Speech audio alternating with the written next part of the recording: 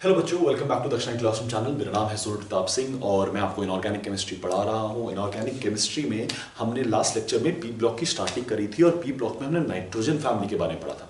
और nitrogen family के बारे में हमने ये देखा था कि नाइट्रोजन कैसे प्रोड्यूस किया जाता है, कैसे कहाँ कहाँ यूजेस हैं। वैसे ही फॉस्फोरस के हमने कुछ कंपाउंड, कुछ आपके एलिमेंटल फॉर्म्स के बारे में देखा था, जैसे red phosphorus and white phosphorus. ठीक है, उसके बाद हमने कुछ रिएक्शन, जनरल रिएक्शन देखे। तो एक बार हम सारी चीज़ों को देख लेते हैं, उसके बाद आगे बढ़ के बाकी रिएक्शंस जो आगे चल के और कंपाउंड्स आने वाले हैं इस फैमिली में उनको देखेंगे। ठीक है, तो हमने क्या क्या बात कही थी, पहले एक बार वो देख लेते हैं, है ना। नाइट्रोजन की हमने सिंपल सी बात की थी, एटमॉस्फेयर में बहुत ज्यादा अमाउंट में पाया जाता है। एटमॉस्फेयर अगर बहुत ज्यादा अमाउंट में पाया जाता है तो हम कैसे एक्सट्रैक्ट करते हैं, उसको डिस्टिलेशन से एक्सट्रैक्ट करते हैं, है ना। और बाकी बाकी चीजें देखी थी। फॉस्फोरस का इंपॉर्टेंट था। फॉस्फोरस का हमने एक रिएक्शन देखा था जो बहुत इंपॉर्टेंट था। वो रिएक्शन क्या था कि हमारे पास Ca3PO4 होल ट्वाइस, ये था हमारे पास, है ना। हमारे पास ये था, हमने इसका रिएक्शन करवाया। इसका रिएक्शन हमने करवाया किसके साथ? हमने रिएक्शन करवाया इसका SiO2 के साथ, है ना। SiO2 के साथ और कार्बन के साथ। SiO2 क्या करता था इसमें कि इसका बेसिक वाले पार्ट के साथ भाग जाता था। SiO2 क्या है? Acidic oxide. अगर ये एसिडिक ऑक्साइड है तो ये बेसिक वाले पार्ट के साथ भाग जाएगा। बेसिक वाले पार्ट के साथ भाग के क्या बनाएगा ये? CaSiO3। ठीक है, उसका कार्बन है तो carbon as a reducing agent काम करता है। कैसे काम करता है? Reducing agent. अगर वो रिड्यूसिंग एजेंट की तरह काम करे तो फास्फोरस को रिड्यूस करेगा और बना देगा P4 और बना देगा CO। ये जो P4 है वो क्या है? It is a white phosphorus. It is white phosphorus. इसकी बात हमने करी थी। अब दो टाइप ऑफ फास्फोरस हमने बोला था, तीन टाइप ऑफ फास्फोरस है, ब्लैक, रेड एंड व्हाइट। हमारे लिए इंपॉर्टेंट कौन से? रेड एंड व्हाइट, है ना। हमने व्हाइट फास्फोरस और रेड फास्फोरस, इन दोनों की बात करी थी। व्हाइट फास्फोरस हमने बोला था कि सिंपल स्ट्रक्चर होता है, तो स्ट्रक्चर होता है कुछ इस तरह से होता है ना, है ना। और इसका जो क्या स्ट्रक्चर होता है? इसका स्ट्रक्चर पॉलीमेरिक होता है। इसका स्ट्रक्चर क्या होता है? पॉलीमेरिक, कुछ इस तरह से पॉलीमेरिक स्ट्रक्चर होता है। ठीक है, उसके बाद हमने बात की थी कि रिएक्टिविटी आसान है, तो ये कम अमाउंट ऑफ टेम्परेचर में भी ऑक्सीजन के साथ रिएक्ट कर जाता है, जबकि ये जो है वो 200 से 300 डिग्री, 200 से 250 डिग्री के बीच में रिएक्ट करता है। ये बात समझ आती है? ठीक है, उसके बाद हमने बोला कि ये वाटर में इनसॉल्युबल, ये भी वाटर में इनसॉल्युबल। फिर हमने बोला ये CS2 कार्बन डाइसल्फाइड में सॉल्युबल, लेकिन ये इनसॉल्युबल। फिर आई बात स्टोरेज की, तो क्योंकि वाटर में ये इनसॉल्युबल था तो इसको वाटर में स्टोर कर सकते हैं, और क्योंकि एयर में ये बहुत हाई टेम्परेचर पे रिएक्ट करता है रेड फास्फोरस, तो हम इसको एयर में भी स्टोर कर सकते हैं। तो इसको हम एयर में स्टोर करेंगे, इसको हम वाटर में स्टोर करेंगे। ये बात समझ आती है?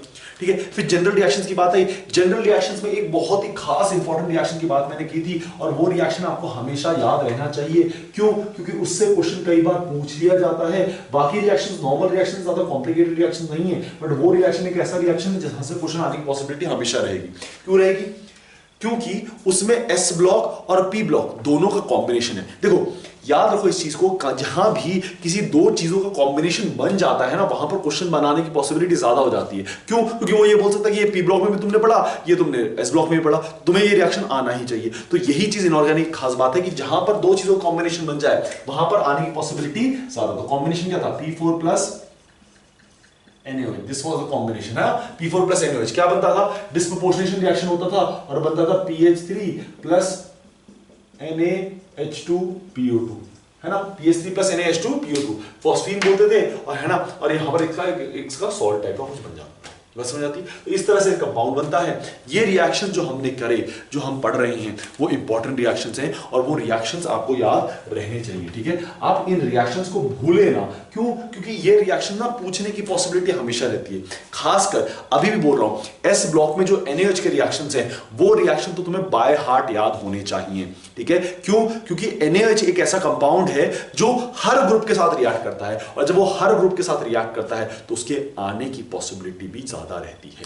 ठीक है, तो इस चीज का ध्यान आप रखें। ठीक है, ये बात समझ आती है? चलिए, आज का जो लेक्चर है, आज के लेक्चर में हम शुरुआत करने वाले हैं कंपाउंड्स के बारे में। ठीक है, और हर लेक्चर में हम एटलीस्ट दो कंपाउंड्स को करेंगे, उससे ज्यादा किसी कंपाउंड को करने की कोशिश नहीं करेंगे।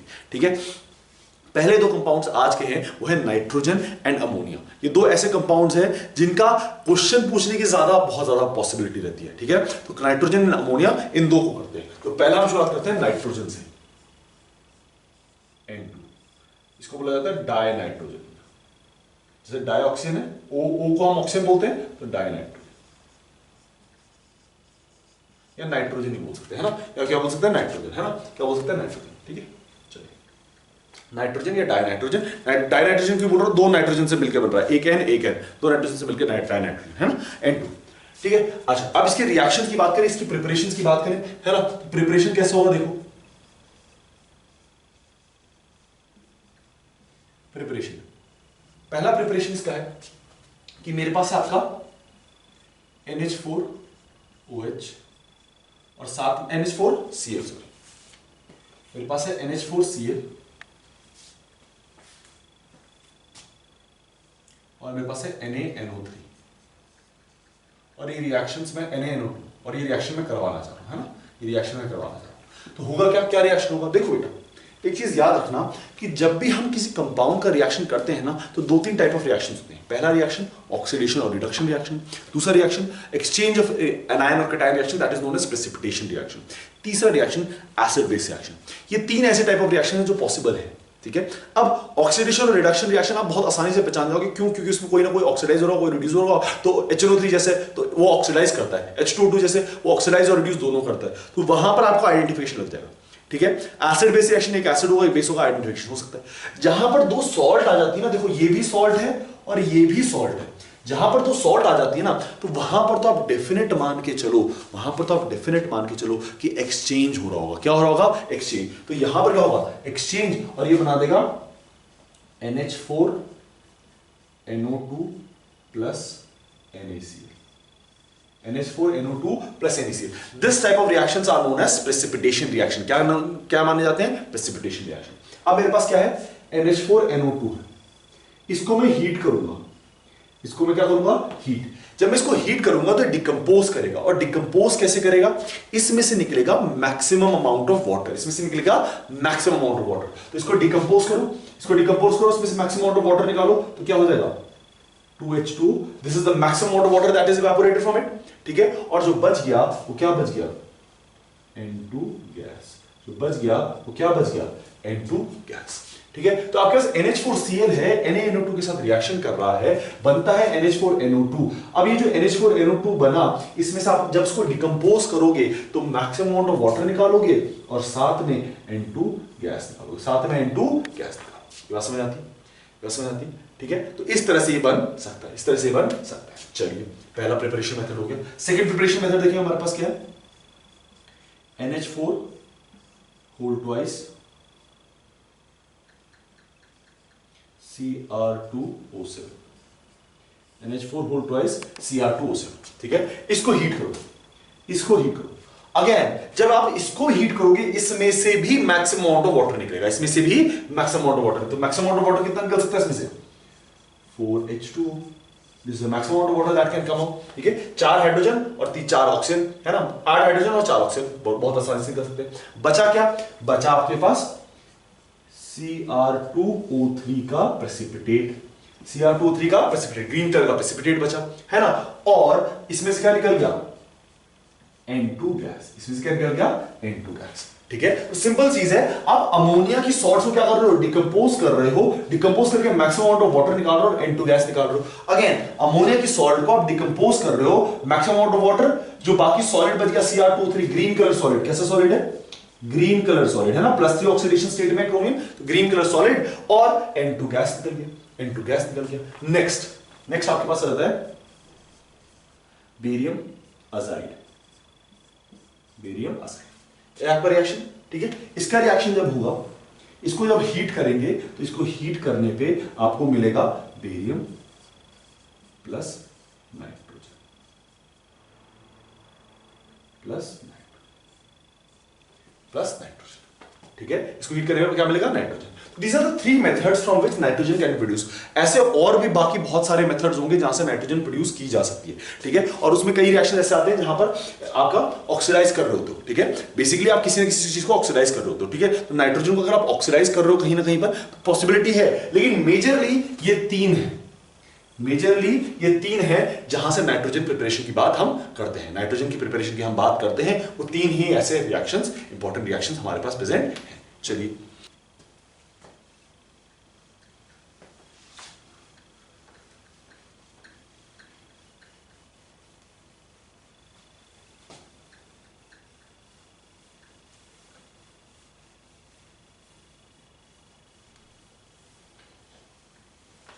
अब यहां पर एक क्वेश्चन पूछ लिया जाता है, उस क्वेश्चन को देखने की कोशिश करते हैं। क्वेश्चन क्या पूछा जाता है?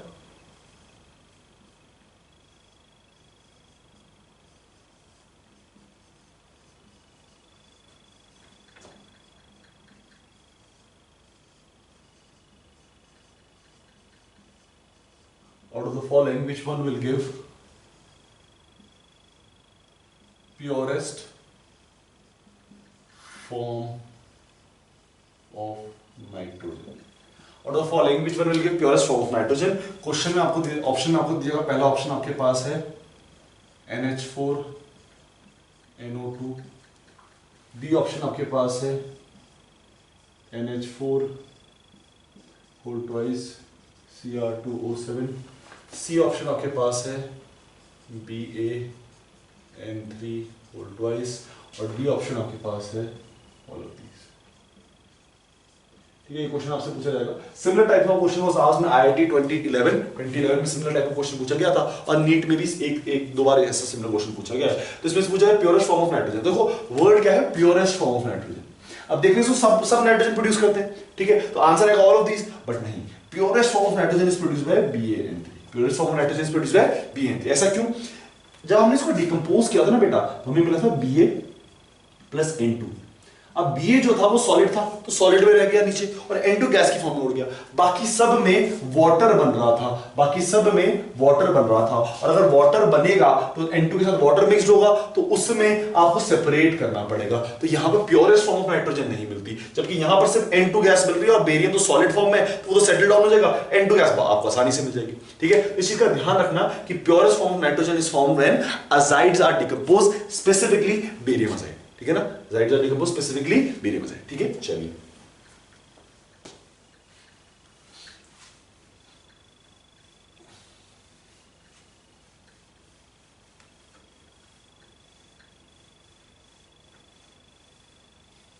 अब देखो नाइट्रोजन का जो बाकी रिएक्शन है, प्रिपरेशन हमने देखी, नाइट्रोजन का जो रिएक्शन है it forms nitrides, usually it forms nitrides. तो आपने वो एस ब्लॉक में पढ़ लिया होगा, तो वो वापस दोबारा करने की जरूरत नहीं है, because it is that much important reaction, इतना इंपॉर्टेंट रिएक्शन नहीं है। ठीक है ना, बट वो आपने, मैं होप करता हूं कि आपने वही रिएक्शन कहां कर लिया होगा, नाइट्रोजन किसी और एस ब्लॉक में फैमिली में कर लिया होगा, कार्बन फैमिली में, बोरॉन फैमिली में कर लिया होगा, तो उसमें करने की जरूरत है नहीं। ठीक है, अब बढ़ते हैं नेक्स्ट कंपाउंड की तरफ, जो है अमोनिया।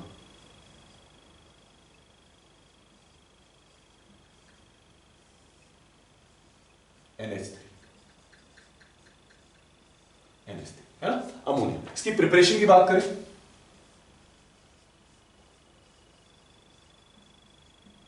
इसकी प्रिपरेशन की बात करें, कैसे प्रिपेयर होता है? प्रिपेयर करने का तरीका देखो, आपके पास है NH4Cl plus NH4 sorry NaOH। ठीक है, NH4Cl प्लस NaOH। ठीक है, इसको जब मैं हीट रिएक्ट कराऊंगा तो बनाएगा NH4OH, ठीक है, प्लस NaCl। अब एक चीज ध्यान रखना, एक चीज यहां पर ध्यान रखना कि जो NH4OH है, जब ये डिकम्पोज करता है तो ये वाटर निकालता है। ये क्या निकालता है? वाटर निकालता है, प्लस साथ में दूसरा चीज, तो दूसरा चीज क्या है? NH3। NH3 को जब पानी में डालोगे तो NH4OH बनेगा, हीट करोगे तो दोनों चीजें इवेपोरेट हो जाएंगी, तो दोनों चीजें गैसेस फॉर्म में उड़ जाएंगी, है ना, इस तरह से। ठीक है, नेक्स्ट आपके पास क्या है? NH4Cl। NH4Cl को भी आप अगर हीट करो, NH4Cl को भी अगर आप हीट करो तो ये डिकम्पोज करके आपको देता है NH3 प्लस HCl। NH4Cl को भी हीट करो तो डिकम्पोज करके क्या देता है? NH3 plus HCl। HCl acid, ये बेस, तो इन दोनों रिएक्ट करके NH4Cl बनाया होगा। जिसको हीट किया तो ब्रेक डाउन करके क्या बना दिया? वापस एसिड और बेस, वापस और एसिड और बेस। ठीक है, चलिए नेक्स्ट देखिए। ठीक है, आपके पास क्या है? आपके पास है NH4 whole twice SO4 plus NaOH, है ना। आप क्या सी है? NaOH की जगह CaOH भी यूज कर सकते हो, तो यहां पर बन जाएगा आपके पास Na2SO4 प्लस NH4OH। अगेन इसको डिकम्पोज करोगे तो डिकम्पोज करके क्या मिल जाएगा? NH3 plus H2। डिकम्पोज करके क्या मिल जाएगा? NH3 plus H2। ठीक है ना, तो तीन मेथड आपने यहां देखे, जहां पर आप हमेशा क्या बना रहे हो? NH4OH बना रहे हो। देखो NH4OH और यहां पे क्या बन रहा है? NH4Cl। तो आपके दिमाग में बात आएगी कि सर यहां से तो आपने मैक्सिमम अमाउंट ऑफ वाटर निकाला, यहां पे मैक्सिमम अमाउंट ऑफ वाटर कहां है? इसमें मैक्सिमम अमाउंट ऑफ वाटर है ही नहीं, तो कैसे निकालूंगा, है ना। तो आपको वो चीज ध्यान रखनी पड़ेगी, है ना। चलिए next,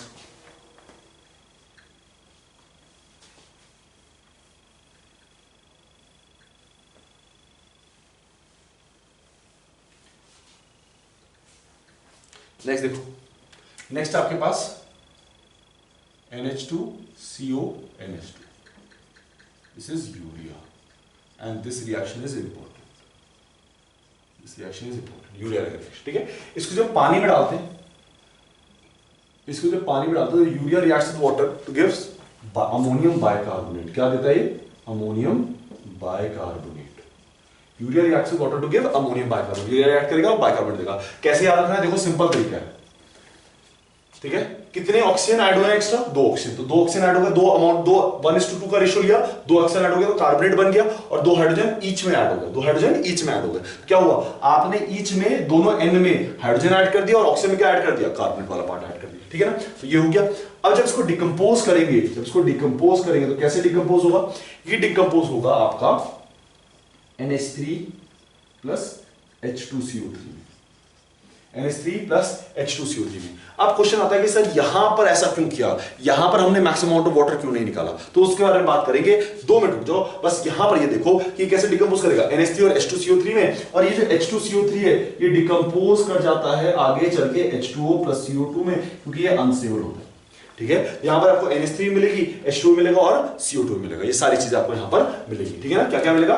NH3, H2O and CO2। ये बात याद रहती है, ये बात याद रहेगी, ठीक है। तो इस चीज का आपको ध्यान रखना है कि यहां पर क्या मिलेगा आपको? NH3, H2O और CO2 सारी चीजें मिलेगी, ठीक है। चलो, अच्छा, मैंने आपको बोला कि यहां पर डिकम्पोज हुआ, तो डिकम्पोज क्यों हुआ आपको वो बताना है ना, वो बताना है कि डिकम्पोज का क्यों, मतलब इस तरह से डिकम्पोज क्यों होता है, ठीक है। तो एक यहां पर एक अलग से कॉन्सेप्ट लिख लो साइड में कॉपी में, ठीक है, और उसका ध्यान से देखना, ठीक है। उस कॉन्सेप्ट को थोड़ा सा अलग से लिख लो, इससे थोड़ा सेपरेट है। कॉन्सेप्ट क्या है? कॉन्सेप्ट ये है कि अगर अमोनियम आयन के साथ कोई X जो है, अगर ये ऑक्सीडाइजिंग एजेंट है, अगर ये ऑक्सीडाइजिंग एजेंट है, तो पहली चीज आप क्या करोगे? मैक्सिमम अमाउंट ऑफ वाटर डालोगे। First thing will be maximum amount of water you will remove, maximum amount of water will be removed,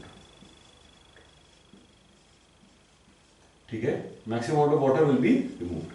और अगर ऑक्सीडाइजिंग नहीं है, अगर ऑक्सीडाइजिंग नहीं है, अगर ऑक्सीडाइजिंग नहीं है, अगर ऑक्सीडाइजिंग नहीं है, ऑक्सीडाइजिंग नहीं है,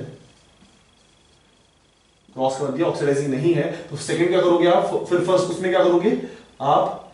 एसिडिक और बेसिक पार्ट को अलग अलग कर दोगे, एसिडिक और बेसिक पार्ट को अलग अलग कर दोगे। मतलब देखो देखो, ठीक है, आपके पास है NH4 whole twice Cr2O7. Now this dichromate has an oxidizing property. It has an oxidizing property. तो मैंने जब बोला कि ऑक्सीडाइजिंग प्रॉपर्टी होगी तो क्या निकालोगे? Maximum amount of water. तो आप क्या निकालते हो? 4H2O, साथ में क्या निकालते हो? Cr2O3, साथ में क्या निकालते हो? N2 गैस, है ना, इस तरह से, ठीक है। लेकिन अगर आपके पास है NH4CO3, NH4 whole twice CO3, ये आपके पास है, तो इसमें क्या होगा? क्या कार्बोनेट ऑक्सीडाइजिंग होता है? नहीं, कार्बोनेट तो अपनी हायर ऑक्सीडाइजिंग स्टेट में है, लेकिन उसकी ऑक्सीडाइजिंग नेचर नहीं है, उसका ऑक्सीडाइजिंग नेचर नहीं है। किस किस का ऑक्सीडाइजिंग नेचर होता है? जैसे HNO3, HNO3 has an oxidising agent. H2SO4 का है, लेकिन वो कभी कभी ही है, ठीक है, हमेशा नहीं है, तो उसको भी हम कंसीडर नहीं करेंगे। H2CO3 का कभी ऑक्सीडाइजिंग नेचर नहीं होता, Cr2O7 का ऑक्सीडाइजिंग नेचर होता है। तो इसको जब डिकम्पोज करोगे तो डिकम्पोज करके ये देगा आपको इसका basic plus acidic part, basic plus acidic part, ठीक है। चलिए एक और देखो एग्जांपल देखते जाओ। आपके पास है NH4NO2। अभी क्या ये रिएक्शन, क्या NO2 का ऑक्सीडाइजिंग नेचर होता है? बिल्कुल होता है ऑक्सीडाइजिंग नेचर। अगर इसका ऑक्सीडाइजिंग नेचर है तो ये क्या करेगा? मैक्सिमम अमाउंट ऑफ वाटर निकालेगा, 2H2O, साथ में क्या दे देगा? N2 गैस, साथ में क्या दे देगा? N2 gas. वहीं पर अगर मैं एक और रिएक्शन की बात करूं, जैसे NH4NO3 नाइट्रेट, नाइट्रेट का ऑक्सीडाइजिंग नेचर होता है? बिल्कुल होता है। HNO3 का जब नाइट्रेट ऑक्सीडाइजिंग नेचर है तो उसके किसकी वजह से? नाइट्रेट की वजह से, तो ये ऑक्सीडाइज करेगा, ये ऑक्सीडाइज करेगा, और जब ये ऑक्सीडाइज करने की एबिलिटी रखता है, व्हिच मींस जब हम इसको डिकम्पोज करेंगे तो क्या करेंगे? मैक्सिमम अमाउंट ऑफ वाटर हटाएंगे, तो मैक्सिमम अमाउंट ऑफ वाटर हटा दो। कितना मैक्सिमम अमाउंट ऑफ वाटर हटेगा? 2H2O, और जो बच गया वो गैस के फॉर्म में निकाल दो, वो गैस के फॉर्म में निकाल दो, है ना। तो इस तरह से आपका डिकम्पोजिशन होता है, ठीक है। तो इन चीजों का ध्यान रखना कि thermal decomposition of ammonium salts वो तब किस तरह से होगा? अगर उसमें अनायन जो है, अगर एनायन जो है वो ऑक्सीडाइजिंग नेचर में है, तो आप क्या करोगे? उससे मैक्सिमम अमाउंट ऑफ वाटर को निकालोगे। लेकिन अगर अनायन ऑक्सीडाइजिंग नेचर का नहीं है तो आप क्या करोगे? एसिडिक और बेसिक पार्ट को अलग अलग कर दोगे, एसिडिक और बेसिक पार्ट को अलग अलग कर दोगे, ठीक है। चलो नेक्स्ट, ठीक है, नेक्स्ट ये बात समझ आती है, ये बात समझ आती है, ठीक है। चलिए नेक्स्ट एक और रिएक्शन करें, AlN plus H2O, AlN plus H2O। अब देखो एल्यूमिनियम पे क्या चार्ज होगा, पॉजिटिव, नाइट्रोजन पे चार्ज होगा माइनस, है ना, +3 -3 मतलब +3 और -3, ठीक है। अब देखो हाइड्रोजन है आपके पास, तो ये जो होता है ये कैसे टूटता है, ये टूटता है माइनस प्लस एंड माइनस की फॉर्म में। तो ये जो माइनस है ये प्लस की तरफ चला जाएगा और ये जो प्लस है ये माइनस की तरफ चला जाएगा। ये बात समझ आती है, ये समझ आती है। तो यहां पर कितना हो जाएगा, अमोनिया को सेटिस्फाई करने के लिए NH3 और इसके साथ AlOH होल थ्राइस, AlOH बात समझ आती है। तो एल्यूमिनियम नाइट्राइड में जब आप क्या डालोगे, वाटर डालोगे, तो क्या बनेगा, NH3 plus AlOH whole thrice. ये जो NH3 है इसको एक्सट्रैक्ट करने के लिए हम यूज करते हैं क्विकलाइन, हम इसको एक्सट्रैक्ट करने के लिए यूज करते हैं क्विकलाइन। क्यों यूज करते हैं, कॉन्सेप्ट समझना। देखो क्विकलाइन इज CaO, क्विकलाइन इज CaO। क्यों यूज कर रहा हूं क्विकलाइन, देखो ये जो है ये बेसिक है, ये जो है ये क्या है, बेसिक है। अगर ये बेसिक है और क्योंकि NH3 भी बेस है तो ये आपस में रिएक्ट नहीं करेंगे, बस अब्सॉर्ब हो जाएगा। NH3 उसमें क्या हो जाएगा, अब्सॉर्ब। लेकिन वहीं पर अगर मैंने P4O10 which is also acidic medium जिसमें अक्सर इसको रख सकते हैं, साथ में अगर मैंने H2SO4 ये भी यूज किया, अगर इन दोनों को यूज किया तो ये क्या करेगा, ये भी बेस है, ये एसिड है, ये भी क्या है, एसिड, ये दोनों एसिड है, तो ये इससे क्या कर जाएंगे, रिएक्ट। तो इसको रिमूव करने के लिए हम क्या यूज करते हैं, बेस। इसको हम रिमूव करने के लिए क्या यूज करते हैं, क्विकलाइन यूज करते हैं, ठीक है। इन दोनों को यूज नहीं करते। तो अगर अब यहां पर कॉन्सेप्ट क्या है, कॉन्सेप्ट ये है, कॉन्सेप्ट ये है, समझना इस बात को, कॉन्सेप्ट ये है कि if you want to extract, if you want to extract a base, a basic gas, basic gas, अगर बेसिक गैस को एक्सट्रैक्ट करना है आपको, you want to extract a basic gas, तो आप क्या यूज करोगे, अब बेस ही यूज करोगे। आप क्या यूज करोगे, बेस। आप क्या यूज करोगे, बेस। क्यों, क्योंकि आपस में रिएक्ट नहीं होगी, जैसे वो अब्सॉर्ब होगा या एब्सॉर्ब होगा। And if you want to extract, if you want to extract a acid, acidic gas, acidic gas, तो क्या यूज करोगे आप, एसिड। क्यों, अगेन अगेन वही चीज कि एसिड में वो रिएक्ट करेगा नहीं, वो सिर्फ क्या करेगा, अब्सॉर्ब होगा या एब्सॉर्ब होगा। तो इसी वजह से हम दोनों में, अगर मेरे को बेसिक यूज करना है, और ये हर जगह लगेगा, अगर मेरे को बेसिक गैस को एक्सट्रैक्ट करना है तो मैं बेस यूज करूंगा, अगर मेरे को एसिडिक गैस को एक्सट्रैक्ट करना है तो मैं क्या यूज करूंगा, एसिड यूज करूंगा। और ये हर जगह अप्लाई होगा, ये हर जगह अप्लाई होगा, ठीक है। चलिए अभी हम प्रिपरेशन की बात ही कर रहे थे, प्रिपरेशन हमने ये देखा कि इस तरह से प्रिपेयर भी किया जा सकता है ना, इस तरह से प्रिपेयर भी किया जा सकता है। चलिए नेक्स्ट देखें, नेक्स्ट देखो, नेक्स्ट क्या आपके पास, प्रिपरेशन। एक प्रिपरेशन हेबर्स प्रोसेस होती है। अब वो हेबर्स प्रोसेस तुम बचपन से पढ़ते आ रहे हो तो मेरे को पढ़ाने की जरूरत पड़नी ही नहीं चाहिए, ठीक है। अब क्या होता है, N2 plus 3H2 2NH3, this is the process at very high temperature and very high pressure. ये रिएक्शन करती है तो ज्यादा इंपॉर्टेंट रिएक्शन है नहीं, ठीक है। एक और रिएक्शन है और ये इंपॉर्टेंट है, cyanamide process, cyanamide process, this is important. Cyanamide process क्या रिएक्शन है, कैल्शियम कार्बाइड आप यूज करते हो, ठीक है, और रिएक्ट करते हो N2 से। कैल्शियम कार्बाइड आप यूज करते हो, रिएक्ट करते हो N2 से। N2 खुद को क्या करेगी, रिड्यूस, तो किसी ना किसी को ऑक्सीडाइज करेगी, तो यहां पर वो कार्बन को ऑक्सीडाइज करती है। किसको ऑक्सीडाइज करती है, कार्बन को, और बनाती है CaCN2, CaCN2, और साथ में बन जाता है कार्बन, साथ में बन जाता है कार्बन। कार्बन क्या हुआ, कार्बन नेगेटिव में था, नेगेटिव से कहां चला गया, जीरो पे, तो खुद ऑक्सीडाइज हो गया, और नाइट्रोजन नेगेटिव जीरो पे थी और रिड्यूस हो गई CaCN2। अब इसका जब आप हाइड्रोलिसिस करोगे, इसका जब आप हाइड्रोलिसिस करोगे तो आपको मिलती है नाइट्रोजन गैस, अमोनिया गैस। इसका हाइड्रोलिसिस करोगे तो क्या मिलता है, अमोनिया गैस। साथ में कैल्शियम हाइड्रोक्साइड मिलता है और बाकी चीजें मिलते हैं, वो इंपॉर्टेंट नहीं है, हमें क्या मिलता है, ammonia gas. This process is artificial nitrogen fixation method, nitrogen fixation, this method is artificial nitrogen fixation. आपने आर्टिफिशियल नेचुरल नाइट्रोजन फिक्सेशन तो देखेंगे, राइजोबियम और वो सब सारे नाइट्रोबैक्टर्स एंड वो सब, ठीक है। लेकिन ये क्या है, आर्टिफिशियल है, जहां पर आप CaC2 यूज करते हो N2 के साथ, ये कैल्शियम साइनामाइड बनाता है CaN2, और जब इसको पानी में डालो, किसमें डालो, सॉरी पानी में डालो, ये रहता है अमोनिया प्लस कैल्शियम हाइड्रोक्साइड साथ में बनाएगा, ठीक है। तो यहां भी यूज किया जा सकता है, यहां भी यूज किया। तो ये थी बेटा प्रिपरेशन ऑफ अमोनिया। अमोनिया की प्रिपरेशन कुछ इस तरह से होती है ना, और हमने अमोनिया की प्रिपरेशन देखी कि क्या क्या रिएक्शंस हैं अमोनिया की प्रिपरेशंस में और किस किस तरह से प्रिपेयर हम अमोनिया को कर सकते हैं। अब उसमें कुछ केमिकल रिएक्शंस पढ़ने की कोशिश हम करते हैं, केमिकल रिएक्शन देखने की कोशिश करते हैं। देखो chemical reactions,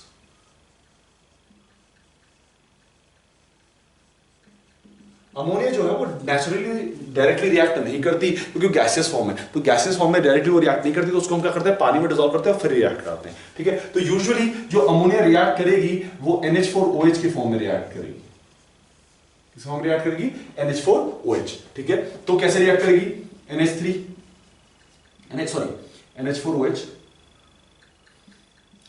reacts with ZnSO4। ये रिएक्शन है, ठीक है, ये रिएक्शन है। ठीक है, कैसे रिएक्ट करके देखो, ये बेस है, ये सॉल्ट है। अब यहां पर कोई ऑक्सीडाइजिंग और रिड्यूसिंग नेचर कुछ नहीं है। अगर कोई ऑक्सीडाइजिंग रिड्यूसिंग नेचर ना हो तो सिर्फ एक्सचेंज होता है, और एक्सचेंज होने की वजह से क्या बन जाता है? ZnOH whole twice plus NH4 whole twice SO4। क्या बन जाता है? ZnOH whole twice plus NH4 whole twice SO4। ठीक है, दिस इज अ प्रेसिपिटेट। ये क्या है? प्रेसिपिटेट। तो इस टाइप ऑफ रिएक्शन को जहां पर सिर्फ एक्सचेंज ऑफ आयंस हो रहा है क्या बोलते हैं हम? प्रेसिपिटेशन रिएक्शन बोलते हैं। क्या बोलते हैं हम? Precipitation reaction. ठीक है, और यूजुअली याद रखना जब भी कोई बेस और सॉल्ट रिएक्ट कर रहे होंगे ना तो जनरल टेंडेंसी क्या होगी? प्रेसिपिटेशन रिएक्शन होगी। बेस और सॉल्ट रिएक्ट करेंगे तो जनरल टेंडेंसी क्या होगी? Precipitation reaction. ठीक है, तो प्रेसिपिटेट बनता है। ठीक है, वाइट कलर का प्रेसिपिटेट बनता है। ठीक है, ऐसा ही एक और है आपके पास कि NH4OH का रिएक्शन CrCl3 के साथ। NH4OH का रिएक्शन CrCl3 के साथ ये रिएक्ट करेगा और बनाएगा CrOH whole thrice plus NH4Cl। ये जो CrOH होल थ्राइस है, this is green in colour, and therefore again precipitate बनाता है। अगेन क्या बनाता है? प्रेसिपिटेट बनाता है ना। तो यहां पर वही रिएक्शन हो रहा है, एक्सचेंज ऑफ कैटायंस हो रहा है, एक्सचेंज ऑफ एनायंस हो रहा है, और आपका जो कंपाउंड बन रहा है उस तरह से बन रहा है। केमिकल रिएक्शन में पहला NH3 का रिएक्शन क्या है कि यूजुअली वो रिएक्ट नहीं करता, लेकिन जब उसको पानी में डिसॉल्व कर दो तो वो रिएक्ट कर जाता है, और पानी में डिसॉल्व करने के बाद रिएक्ट करने पे वो क्या करता है? एक्सचेंज ऑफ कैटायन और एनायन करता है ना। इस तरह से वो रिएक्ट करेगा। चलिए नेक्स्ट,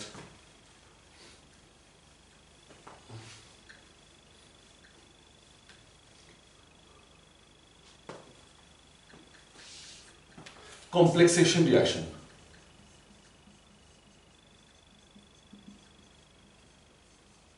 कॉम्प्लेक्सेशन, ठीक है, कॉम्प्लेक्सेशन रिएक्शन में क्या होता है? देखो कॉम्प्लेक्सेशन रिएक्शन में होता है आपके पास अगर Cu2+ है, और ये इंपॉर्टेंट है क्यों? क्योंकि कई बार डायरेक्टली पूछा जाता है। Cu2+ यूजुअली ब्लू कलर का होता है।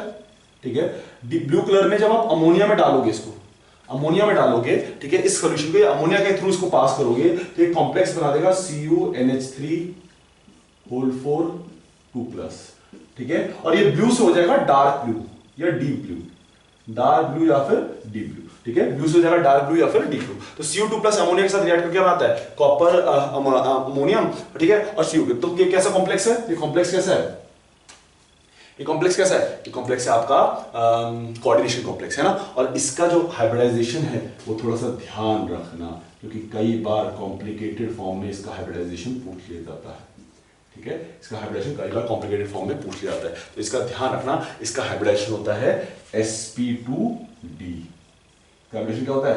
sp2d, है ना। इसका हाइब्रिडेशन होता है sp2d। ठीक है, तो इसका थोड़ा सा ध्यान रखना, कई बार ये पूछ लिया जाता है क्वेश्चन में, पेपर में अगर पूछ लिया जाए और sp2d ऑप्शन में ना हो तो आंसर फिर आपका क्या होगा? तब आपका आंसर होगा dsp2। तब आपका आंसर होगा dsp2, है ना। तब आपका आंसर होगा dsp2। लेकिन आंसर एक्चुअल में क्या है? sp2d है। कोऑर्डिनेशन हमने पढ़ा होगा इस चीज को। ठीक है, बट याद रखो। ठीक है, याद रखो, कोऑर्डिनेशन में अगर पढ़ लिया तो फिर मतलब करने की जरूरत है नहीं, सब बताओ। ठीक है, इस तरह से। ठीक है, नेक्स्ट आपका Cu2+। नेक्स्ट आपके पास Ag+। Ag+ का रिएक्शन अमोनिया के साथ। अब Ag+ के जो सॉल्ट है यूजुअली व्हाइट कलर के होते हैं, Ag series and white colour. तो Ag+ reaction with ammonia, ammonia के साथ रिएक्ट करके कॉम्प्लेक्स बनाएगा AgNH3 होल ट्वाइस प्लस।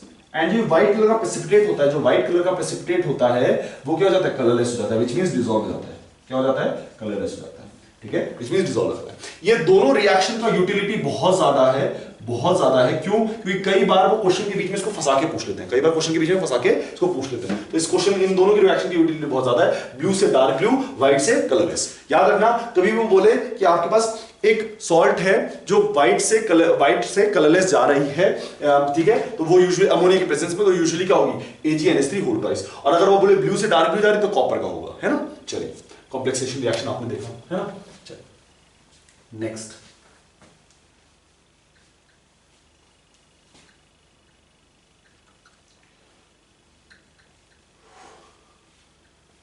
ठीक है। नेक्स्ट रिएक्शन देखो, NH3 प्लस Cl2, ठीक है। एक रिएक्शन होगा जिसमें Cl2 एक्सेस में होगा, और एक रिएक्शन होगा जिसमें NH3 प्लस Cl2 ये एक्सेस में होगा, NH3 एक्सेस में होगा, ठीक है ना। तो आपके पास क्या है, एक जगह पर तो Cl2 एक्सेस में, ठीक है, और एक जगह पे NH3 एक्सेस में। अब देखो जब Cl2 एक्सेस में होगा तो Cl2 सबके साथ रिएक्ट करेगा, वो नाइट्रोजन के साथ भी रिएक्ट कर सकता है, हाइड्रोजन के साथ रिएक्ट कर सकता है। तो जब ये बॉन्ड टूटेगा तो Cl2 बोलेगा मैं भी रिएक्ट करूंगा, तो क्या करेगा, दोनों के साथ रिएक्ट करना शुरू कर देगा, और यहां पर एक कंपाउंड बन जाता है जिसका नाम है NCl3। कंपाउंड बन जाता है NCl3 plus HCl, NCl3 plus HCl, क्योंकि CH3 क्या है, Cl2 क्या है एक्सेस में। ये जो NCl3 है ये इंपॉर्टेंट है because it is an explosive. क्या है ये, एक्सप्लोसिव, बम फोड़ने में काम आता है ना, एक्सप्लोसिव, ठीक है। तो NH3 प्लस Cl2 एक्सेस में है, इसको रिएक्ट करोगे क्या बनेगा, NCl3 प्लस HCl, जिसका NCl3 क्या एक्सप्लोसिव है। क्यों ऐसा रिएक्शन हो रहा है, क्योंकि Cl2 क्या है एक्सेस में है, तो Cl2 सबके साथ रिएक्ट करेगा, जबकि यहां पर Cl2 एक्सेस में नहीं है। तो Cl2 रिएक्ट तो करेगा, ये Cl2 खुद को क्या करेगा, रिड्यूस। अब अगर Cl2 खुद को रिड्यूस कर रहा है तो किसी ना किसी को ऑक्सीडाइज करना पड़ेगा, तो किसको ऑक्सीडाइज करेगा, यहां पर ऑक्सीडाइज करने के लिए सिर्फ नाइट्रोजन है। क्यों नाइट्रोजन है, क्योंकि नाइट्रोजन -3 में, हाइड्रोजन +1 में, तो इसको ही ऑक्सीडाइज कर सकता है, इसको तो और ऑक्सीडाइज कर ही नहीं सकता क्योंकि इसमें इलेक्ट्रॉन ही नहीं है। जब इलेक्ट्रॉन ही नहीं होंगे तो ऑक्सीडाइज कैसे होगा, ठीक है। तो ये हाइड्रोजन को तो ऑक्सीडाइज नहीं कर पाएगा, बस नाइट्रोजन को ऑक्सीडाइज करेगा, और नाइट्रोजन को ऑक्सीडाइज करके बना देगा N2 गैस। नाइट्रोजन को ऑक्सीडाइज करके बना देगा N2 गैस, और खुद रिड्यूस होकर बना देगा NH4Cl, ठीक है। क्योंकि ये एक्सेस में है तो नाइट्रोजन ज्यादा अमाउंट में ऑलरेडी होगी और NH4 ऑलरेडी पड़ा होगा, तो उससे ज्यादा फर्क पड़ता नहीं, है ना। ये बात समझ आती है, ठीक है। तो ये क्या करेगा, नाइट्रोजन को ऑक्सीडाइज करेगा। बेसिकली होगा क्या, देखो होगा ये कि ये जब नाइट्रोजन को ऑक्सीडाइज करो तो नाइट्रोजन खुद तो ऑक्सीडाइज होगी, जो ऑक्सीडाइज होगी तो हाइड्रोजन बच गया, तो जो हाइड्रोजन बचा उसके साथ इसने बना दिया HCl, और क्योंकि अमोनिया एक्सेस में प्रेजेंट था तो अमोनिया और HCl रिएक्ट करके क्या बना देंगे, NH4Cl। अमोनिया एक्सेस में रिएक्ट करके क्या बना देंगे, NH4Cl। तो अमोनिया के साथ Cl2 का रिएक्शन अगर अमोनिया एक्सेस में है तो क्या बनता है, N2 प्लस NH4Cl। क्यों बन रहा है, क्योंकि Cl ने खुद को रिड्यूस किया। देखो Cl ने खुद को क्या कर दिया, रिड्यूस, है ना, रिडक्शन हो गया, Cl माइनस में चला गया, है ना, और नाइट्रोजन को क्या कर दिया, ऑक्सीडाइज। नाइट्रोजन को क्या कर दिया, ऑक्सीडाइज, ठीक है। ये बात समझ आती है, नाइट्रोजन को कर दिया इन्होंने ऑक्सीडाइज, ठीक है। अब बात समझो, अगर इसने इसको रिड्यूस किया है तो इसको रिड्यूस करके खुद को HCl माइनस में जाएगा, और जो जिस नाइट्रोजन को इसने ऑक्सीडाइज किया होगा उसका हाइड्रोजन भी तो बचेगा, तो उसके हाइड्रोजन के साथ इसने बना दिया HCl। क्योंकि अमोनिया एक्सेस में था तो अमोनिया अभी भी प्रेजेंट है, अमोनिया अभी भी प्रेजेंट है, तो वो जो HCl और अमोनिया है वो दोनों आपस में रिएक्ट करके बना देंगे NH4Cl, और साथ में क्या बन जाएगा, N2 गैस। जबकि उल्टा होगा जब एक्सेस ऑफ Cl2 होगा, क्योंकि Cl2 बहुत ज्यादा अमाउंट में प्रेजेंट है तो वो HCl भी बनाएगा और नाइट्रोजन के साथ भी रिएक्ट करेगा, और क्या बना देगा, NCl3 plus HCl, NCl3 plus HCl। ये बात समझ आती है। अब ऐसा क्यों हुआ कि उसको ऑक्सीडाइज नहीं किया, क्योंकि बेटा ऐसा इसलिए हुआ कि जैसे ही ये ऑक्सीडाइज होके N2 बना रहा होगा, जैसे ही ऑक्सीडाइज होके N2 बना रहा होगा, Cl बोलेगा मैं एक्सेस में प्रेजेंट हूं, आओ रिएक्ट करें। Cl बोलेगा आप एक्सेस में प्रेजेंट हो, आओ रिएक्ट करें, और ये दोनों नाइट्रोजन के साथ रिएक्ट करके क्या बना देगा, NCl3। दोनों से नाइट्रोजन के साथ रिएक्ट करके बना देगा NCl3, ठीक है। तो इस तरह से रिएक्शन अकर करेगा, जहां पर एक्सेस Cl2 में NCl3 प्लस HCl। याद रखने का तरीका, अगर Cl2 एक्सेस में है तो दोनों के साथ Cl लग जाएगा, और Cl2 अगर एक्सेस में नहीं है तो एक के साथ Cl लगा, दूसरे के साथ Cl नहीं लगा, ठीक है। चलिए नेक्स्ट, ये हो गया बेटा अमोनिया के रिएक्शंस, है ना। अमोनिया के रिएक्शंस की बात हो गई। एक क्वेश्चन करते हैं, ठीक है, which is a mixture of S block and this group and plus एक दो और चीजें, ठीक है। वो क्वेश्चन करो, मैं खुद क्वेश्चन बताऊंगा आपको, बस आप क्या करना कि कोशिश करना कि क्वेश्चन करके देखो, है ना। क्वेश्चन लिखो, chlorine reacts with hot and concentrated NaOH। Chlorine reacts with, question है, chlorine reacts with hot and concentrated NaOH and produces compound X and Y, and produces compound X and Y. Compound X gives white precipitate. Compound X gives white precipitate, white PPT with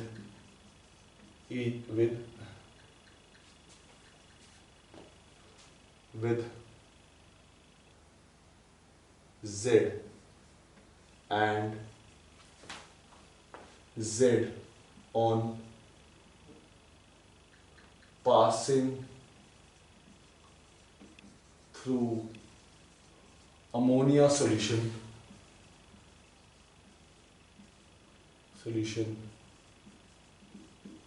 becomes colorless.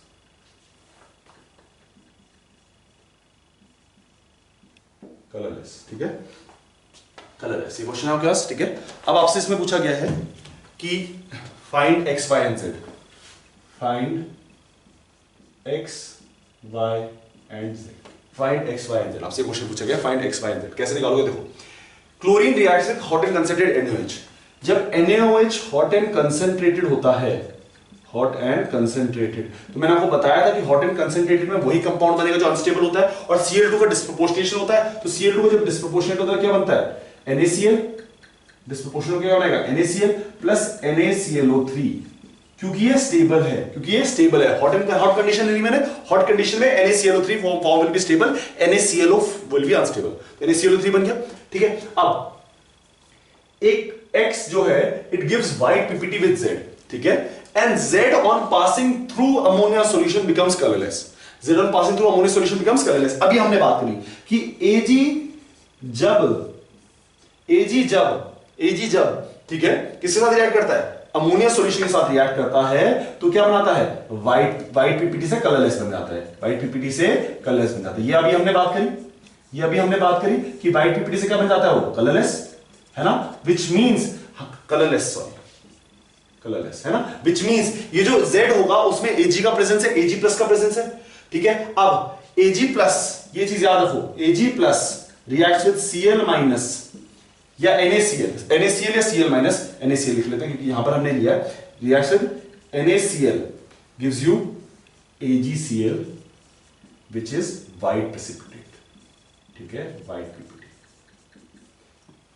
ठीक है। एक चीज याद रखो, chlorine के साथ सिर्फ 3 ही लोग व्हाइट PPT बनाते हैं, क्लोरीन के साथ सिर्फ 3 लोग PPT बनाते हैं, Ag plus, Ag2 plus and Pp2 plus, है ना।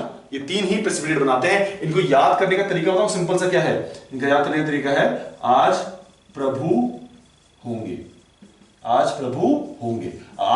मतलब Ag Pb Hg, ठीक है, AgPbHg। तो ये 3 ही Cl माइनस के साथ प्रेसिपिटेट बनाते हैं, बाकी और कोई भी प्रेसिपिटेट नहीं बनाता, है ना। और उसके बाद अमोनिया वाले के साथ आपको पता चल गया कलरलेस बना रहा है, ठीक है। इससे पता चल गया आपके पास क्या है, X क्या है NaCl, Y क्या है NaClO3, और Z क्या है आपके पास? Z है आपके पास ये AgCl, Z है आपके पास AgCl। बात याद आती है? With Z, sorry with Z, हाँ with X gives white PPT, sorry, X gives, यहां पर एक क्वेश्चन में थोड़ी सी गड़बड़ हो गई, X gives white PPT on passing through compound, white PPT Z on passing through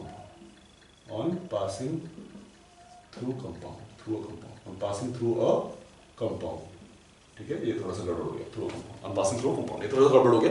question खुद बनाया था, ठीक है। वो क्वेश्चन जो था वो एक्चुअल में आईआईटी जेईई का क्वेश्चन था, लेकिन आईआईटी जेईई ने उसको थोड़ा सा डिफरेंट वे में दिया था, मैंने उसको थोड़ा सा चेंज किया है, ठीक है। तो उसमें क्या है, chlorine reacts with hot and concentrated NaOH and produces compound X and Y, the compound X gives white PPT Z, white PPT Z, उसका नाम Z रख दिया, on passing through a compound, and Z on passing through ammonia solution gives colourless. तो आपको पता चल गया Z क्या है, Z आपके पास AgCl है, व्हाइट PPT, ठीक है। आपके पास NH4OH है, और आपके पास NaCl बन रहा है, NaClO3 बन रहा है, और Ag प्लस आपको पता है कि Ag प्लस तो मतलब कुछ भी हो सकता है, AgNO3 कुछ भी आप इसमें यूज कर सकते हैं, ठीक है। तो इस तरह से क्वेश्चन पूछा जा सकता है जहां पर व्हाइट PPT के बारे में आपको पूछा जा सकता है, ठीक है। तो बस बेटा आज के लेक्चर में इतना ही, ठीक है। अमोनिया के रिएक्शंस थोड़े इंपॉर्टेंट है, नाइट्रोजन के रिएक्शंस इंपॉर्टेंट है, तो इस वजह से मैं पहले वही रिएक्शन कराऊं जो इंपॉर्टेंट है, तो उनको ध्यान से करना।